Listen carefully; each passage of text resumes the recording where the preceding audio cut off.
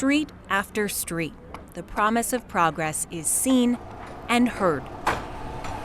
But as homes are rebuilt and remodeled more than a year after the Marshall Fire, that progress isn't the same for everyone. I felt very confused. A remodel sits unfinished at this Louisville home long after it was damaged by smoke. The people doing the work now aren't the ones who were initially paid to do it. In the fall of 2022, CR Contracting came in to remodel the kitchen and bathroom. And so I really felt like I'd won the lottery. Ready? Yes, ma'am. I felt like our luck was changing and I was so excited, and this was supposed to be like this good thing, this good thing after a really hard year. The pair paid CR Contracting more than $175,000. They don't know where the money went. Correct. I paid them 95% of the total project. It felt like a trauma all over again. Now, they don't even want to show their faces for fear of becoming victims again. For once, nobody's complaining about the noise we're making. The owner of CR Contracting, Bob Blanke, talked to us last year when he switched up his business model to do more work for people impacted by the Marshall Fire. The problems began when the excavation work ended and Bob started doing remodels again in the summer.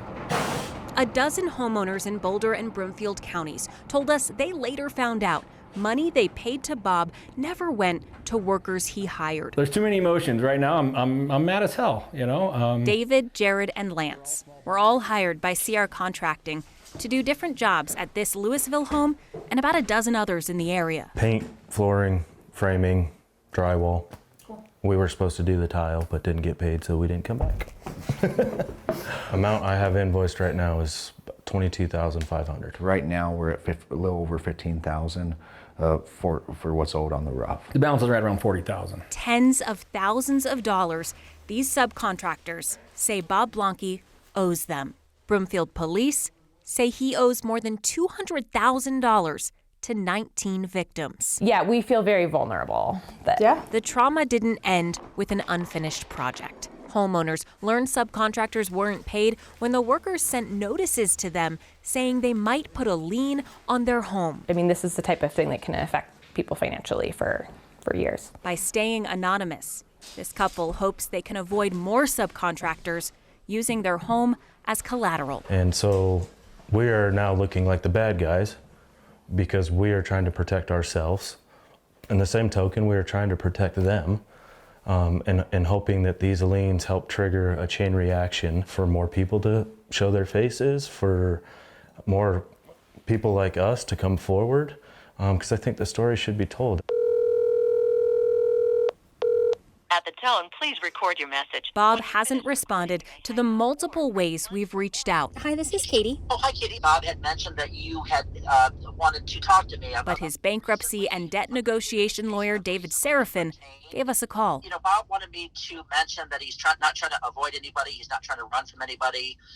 He's trying to make everything right. He's trying to get everybody paid. In a letter sent to us from his lawyer, Bob wrote that he's sorry and that construction is a tough business that has become impossible to execute successfully.